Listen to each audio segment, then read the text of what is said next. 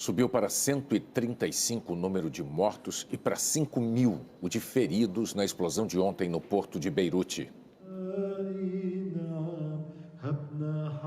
A missa foi pela internet por causa da Covid-19. Os fiéis viveram com o padre uma amostra do juízo final.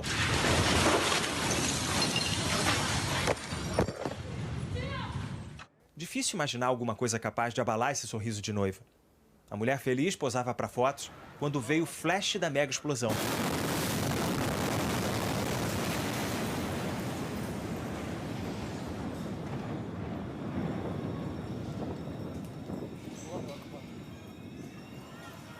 A jornalista da rede estatal britânica começava a gravar uma entrevista, mas logo a outra notícia se impôs.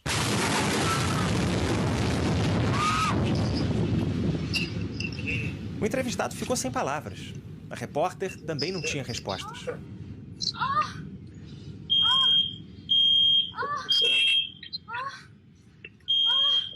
As crianças, sempre tão cheias de perguntas, se calaram diante do prédio que pegava fogo.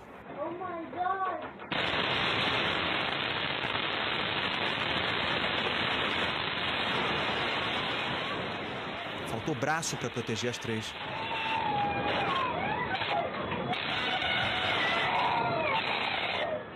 Beirute revive sem parar o trauma da mega explosão.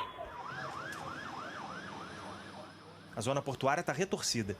O cogumelo fantasmagórico já se dispersou no ar. Mas o incêndio resistia quase um dia depois da tragédia. É quase impossível encontrar uma vidraça inteira num raio de 4 quilômetros do armazém. As ruas são um tapete de estilhaços.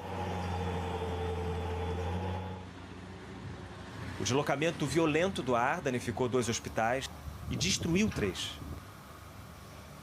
O serviço de saúde já estava sobrecarregado por causa do novo coronavírus.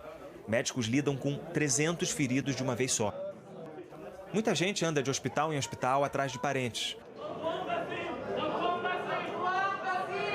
A Cruz Vermelha mobilizou barcos para resgatar pessoas arremessadas no mar.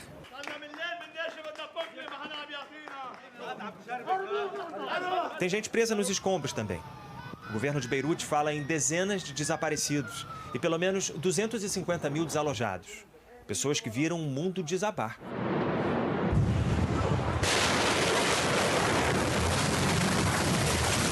Quase 3.000 toneladas de nitrato de amônio criaram um abalo equivalente ao de um terremoto. O Serviço Geológico dos Estados Unidos calculou ondas sísmicas de magnitude 3,3 na escala Richter.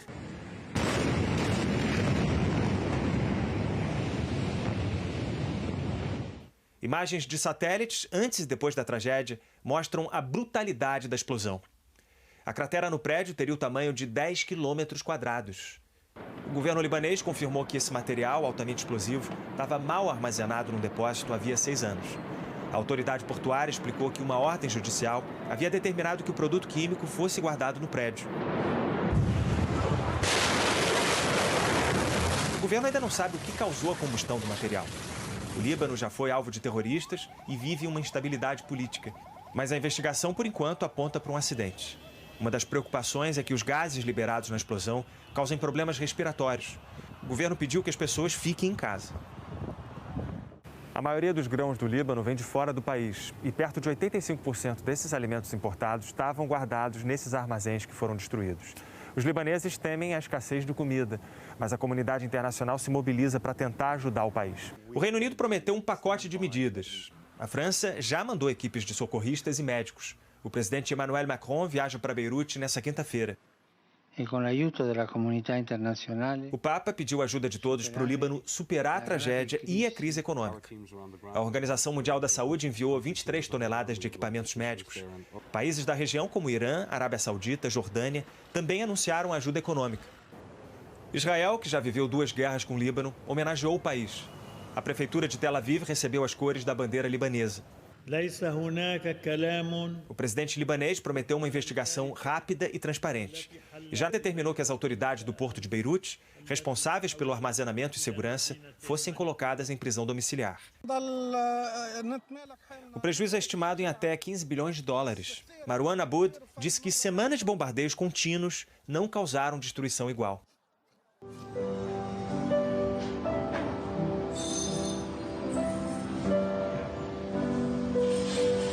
É um país que já viveu atentados, guerra civil, invasões.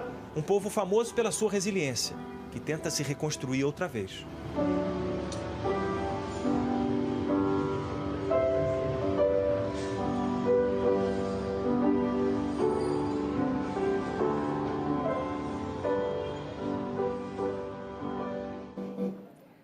No Brasil, acidentes com nitrato de amônio já provocaram sustos. É nesta indústria química, no polo petroquímico de Cubatão, na Baixada Santista, que é fabricado todo o nitrato de amônio produzido no Brasil. São 500 mil toneladas por ano, mas a maior parte do composto químico usado aqui ainda é importado, de países como a Rússia e os Emirados Árabes. Ele serve de base para a produção de fertilizantes para a agricultura. É fonte de nitrogênio, essencial para o crescimento das plantas, como explicou esse especialista à Globo News. O nitrato de amônio é muito importante para a agricultura, né? O Brasil é um país que depende muito disso. Ele é comum, é antigo, é o mais estável, é muito melhor que outros produtos para a agricultura. Segundo a Associação Nacional para a Difusão do Adubo, o nitrato de amônio é um produto químico de fundamental importância para o desenvolvimento da qualidade de vida das pessoas, com aplicação na agricultura como fertilizante, matéria-prima para a fabricação de gases anestésicos e tratamento de esgotos. A associação diz ainda que, seguidas as recomendações das autoridades e as boas práticas da indústria, entende que as operações com nitrato de amônio são seguras. No Brasil, o nitrato de amônio faz parte da lista de produtos controlados pelo Exército, que autoriza a importação, controla e fiscaliza a produção, transporte, venda e o uso do produto. Os especialistas dizem que o nitrato de amônio é seguro, desde que seja armazenado corretamente. As explosões podem ocorrer quando o composto químico entra em contato com outras substâncias ou permanece durante muito tempo próximo de uma fonte intensa de calor. É o que pode ter acontecido em Beirute, segundo esse professor do Instituto de Química da Universidade de São Paulo. Lá no caso de Beirute, houve um incêndio prévio que não deve ter sido do nitrato de amônio, ele não é inflamável, ele aumenta a inflamabilidade da substância, mas ele em si não é inflamável. Então teve esse incêndio prévio que provavelmente aqueceu o nitrato de amônio até seu ponto de decomposição e aí causou a explosão. O Brasil já registrou acidentes graves com a substância, mas de proporções muito menores do que aconteceu no Líbano. Em 2013, um incêndio assustou os moradores de São Francisco do Sul, no norte de Santa Catarina. 10 mil toneladas de um fertilizante à base de nitrato de amônio queimaram dentro de um armazém. Uma nuvem de fumaça se espalhou por quilômetros e encobriu várias partes da cidade e municípios vizinhos. Em 2017, o acidente foi numa das empresas do polo industrial de Cubatão. Uma investigação revelou que a explosão foi causada pelo superaquecimento de engrenagens da esteira usada no transporte do produto. Naquele dia, havia 9 toneladas de nitrato de amônio estocadas. Só 200 quilos explodiram, o suficiente para provocar um deslocamento de ar que chegou a 7 quilômetros. Para evitar que acidentes virem tragédias como a do Líbano, é preciso tomar cuidados. Ele tem que ter um armazém isolado, só para ele ou para produtos que não pegam fogo de jeito nenhum. Aqui no Brasil você não tem uma armazenagem tão grande desse produto. Ele circula, ele vai direto para a plantação lá, para o comprador da lavoura, ele não fica, ninguém acumula esse produto. À medida em que você tem um gerenciamento de estoque bem feito, né, e que você é capaz de classificar adequadamente, né, o risco dos materiais que são estocados nas proximidades, tem um sistema de combate a incêndio corretamente instalado, o risco é muito pequeno. Como qualquer substância química, a gente tem que ter respeito, mas não medo. Né? Então, temos que respeitar a substância, conhecendo os seus riscos e perigos e tratá-la de maneira adequada. Fazendo isso, ela pode ser usada com absoluta segurança. O Ministério do Meio Ambiente anunciou que vai manter a meta de reduzir em 90% o desmatamento da Amazônia até 2023. O Jornal Nacional mostrou ontem que o ministro Ricardo Salles tinha proposto ao Ministério da Economia reduzir drasticamente essa meta. O vice-presidente Hamilton Mourão que comanda o Conselho Nacional da Amazônia, disse hoje que não teve conhecimento dessa proposta. A seguir, o TSE divulga o perfil dos eleitores brasileiros. O ministro da Economia diz que o governo não vai propor aumento nos impostos.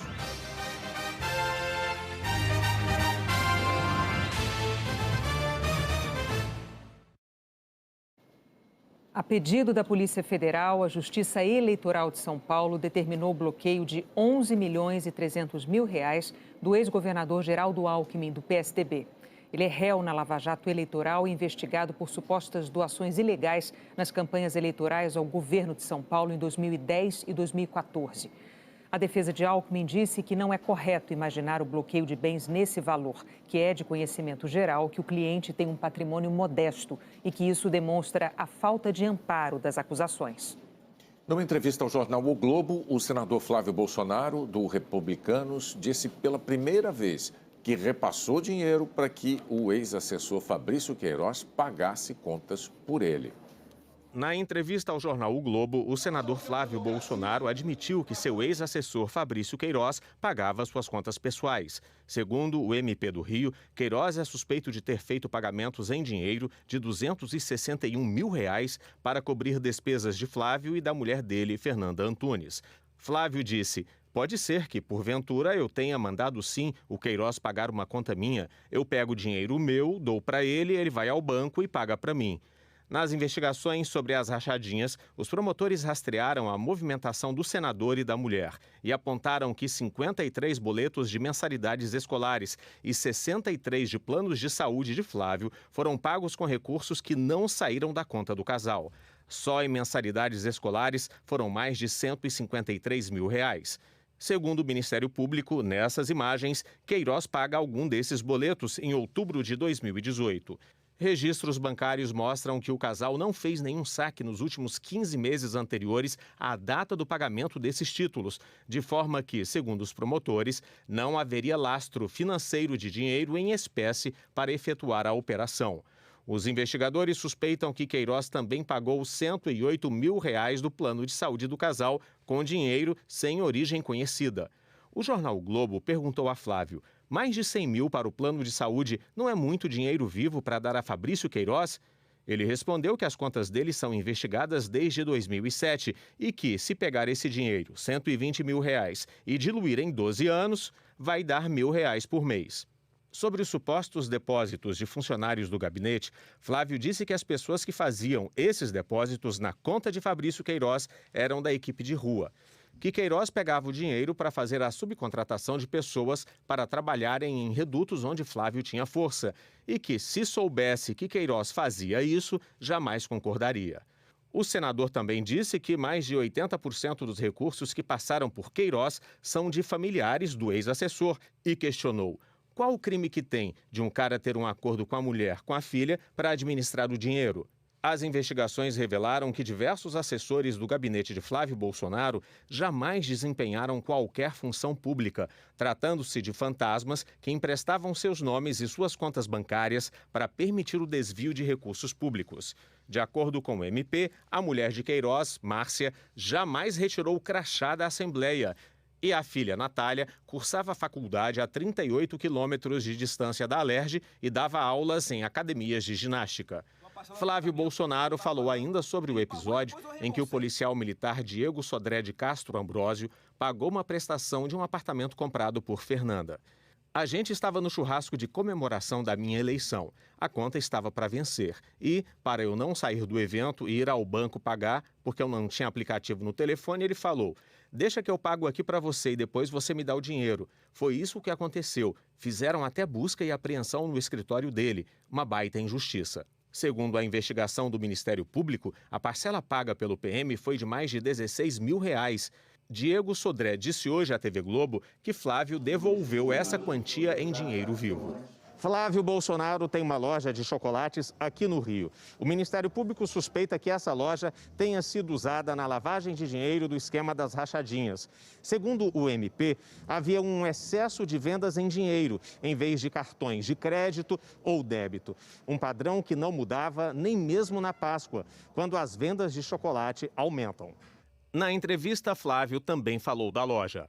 Flávio disse: É um comércio. Se a pessoa chega com dinheiro para comprar, não vou aceitar. Se eu fosse fazer uma besteira, seria numa franquia que tem monitoramento da matriz? Se quisesse fazer coisa errada, ia para qualquer outro ramo, que é muito mais fácil. O senador também criticou a Lava Jato. Disse que qualquer investigação tem que acontecer dentro da lei e os excessos precisam ser investigados. E comparou. Não dá para a gente jogar uma partida de futebol, um time fazer gol de mão e o outro aceitar. Flávio disse que há suspeitas de que pessoas com foro por prerrogativa de função estavam sendo investigadas por procuradores de primeira instância, inclusive alterando os nomes dos investigados para não ficar claro que se tratava de um senador ou de um deputado. A Força-Tarefa da Lava Jato nega qualquer omissão ou camuflagem de nomes de autoridades nas investigações e afirma que não houve, em absoluto, qualquer investigação em relação a pessoas que têm foro privilegiado. Flávio Bolsonaro defendeu o Procurador-Geral da República, Augusto Aras. Afirmou que Aras tem feito um trabalho de fazer com que a lei valha para todos. E que, se tivesse desmonte das investigações da Lava Jato, não íamos estar presenciando essa quantidade toda de operações. Augusto Aras tem sofrido críticas de parte dos procuradores em função das acusações que fez às forças-tarefas e a um suposto alinhamento com o governo. A defesa de Fabrício Queiroz declarou que vai esclarecer oportunamente todos os fatos e demonstrar a inocência do cliente. O policial militar Diego Sodré disse que não foi funcionário da Alerj enquanto Flávio Bolsonaro era deputado, que não participou de nenhum esquema, que, como empresário, declarou rendimentos no imposto de renda que garantem capacidade financeira para movimentação acima dos ganhos como policial.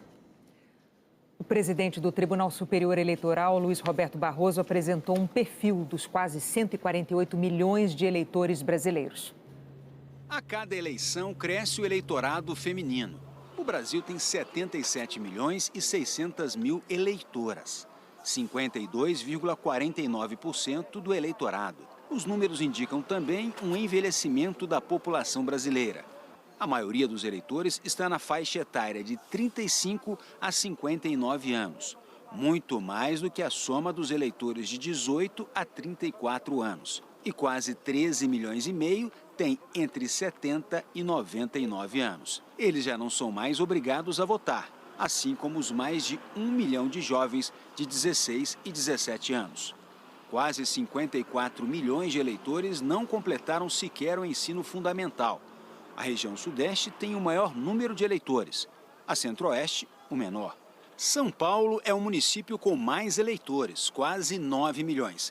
Araguainha, Mato Grosso, o menor, 1.001. A estimativa é de que mais de 700 mil candidatos concorram aos cargos de prefeito e vereador nas eleições em novembro. O TSE não vai adotar a identificação dos eleitores pela biometria por causa da pandemia e estuda estender o horário de votação por pelo menos mais 1 hora e reservar um horário só para os idosos que fazem parte do grupo de risco. Outra preocupação do TSE é garantir a presença dos mesários. Tudo que é razoável fazer para prover segurança para os mesários e para os eleitores está sendo feito pelo Tribunal Superior Eleitoral com o melhor aconselhamento possível. De modo que nós estamos contando com o patriotismo, o idealismo, o compromisso com o interesse público desses milhões de brasileiros. São mais de 1.800.000 mesários, muitos voluntários que nos ajudam nessa grande festa da democracia. O ministro da Economia, Paulo Guedes, participou hoje de uma audiência pública sobre a reforma tributária no Congresso Nacional. Foram 6 horas de videoconferência. O ministro da Economia criticou o sistema tributário atual e negou que a proposta de reforma do governo vá aumentar a carga tributária. Um sistema tributário perverso, regressivo, ineficiente, literalmente um manicômio tributário. A equipe chegou também com uma promessa: nós não vamos aumentar os impostos. Guedes defendeu a primeira etapa da proposta de reforma do governo, que já chegou na comissão. 2 impostos federais, PIS e COFINS, viram a contribuição sobre bens e serviços, com alíquota de 12%. A indústria poderá deduzir o imposto durante as etapas da produção, mas o setor de serviços terá de absorver um salto de tributação. Parlamentares criticaram o peso dessa proposta nos serviços.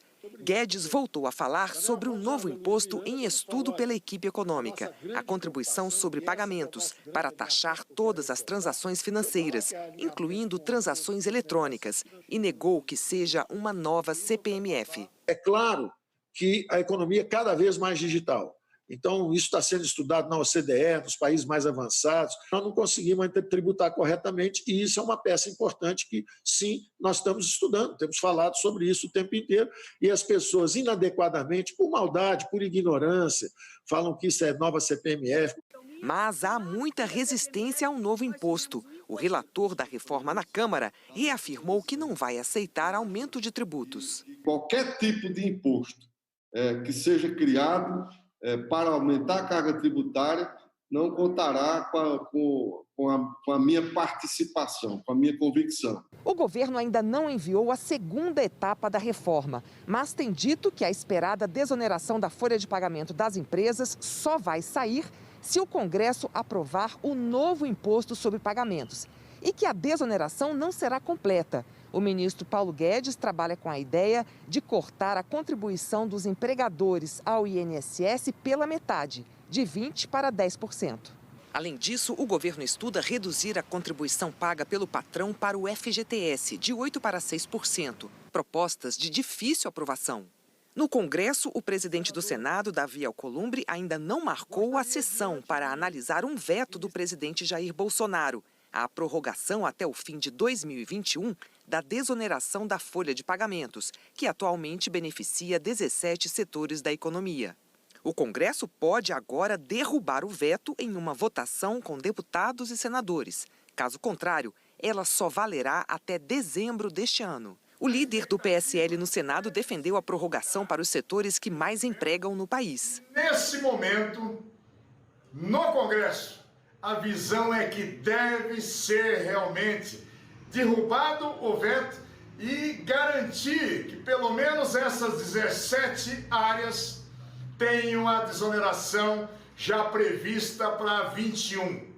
Extremamente arriscado esperar que haja a concretização da reforma tributária e a desoneração para todos ainda esse ano. O deputado Orlando Silva defendeu celeridade na análise do veto. Não se trata de um tema de governo ou oposição. Trata-se de medidas para gerar emprego, para preservar empregos.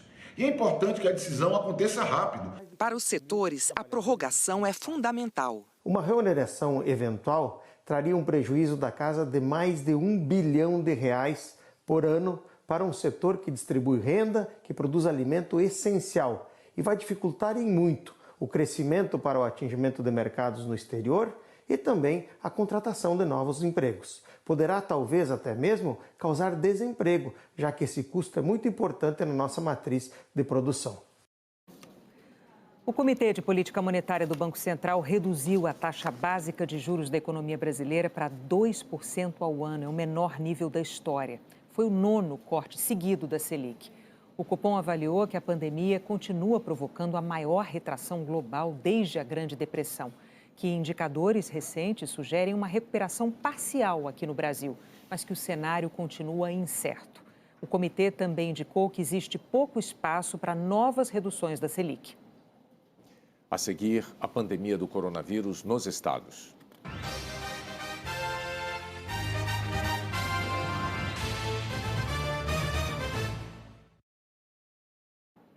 O Facebook retirou pela primeira vez uma postagem do presidente americano Donald Trump. Um trecho de uma entrevista à Fox News em que Trump afirma que as crianças são quase imunes à Covid-19. A rede social afirmou que o vídeo violou a política do Facebook porque incluía informações falsas sobre a doença.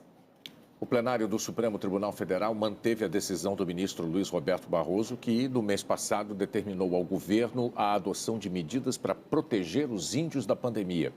O presidente Jair Bolsonaro sancionou com vetos a Lei de Proteção a Povos Indígenas no começo de julho.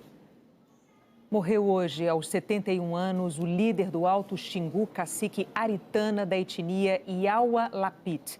Aritana chegou a ser transferido para a UTI de um hospital em Goiânia, mas não resistiu às complicações da Covid-19. Ele se tornou uma liderança do Alto Xingu na década de 1980. Também hoje morreu o ator Gésio Amadeu. Ele estava com Covid aos 73 anos. Gésio Amadeu estava internado desde o dia 23 de junho no Hospital Santa Maggiore, na zona sul de São Paulo. Ele atuou em várias novelas aqui na Globo. Participou tanto da primeira quanto da segunda versão de Sim, a Moça. Trabalhou em Renascer, em A Viagem. Gésio Amadeu também fez novelas na TV Record e no SBT. E aqui na Globo, na remontagem da série infantil Sítio do Pica-Pau Amarelo, ele encantou as crianças com o personagem do tio Barnabé.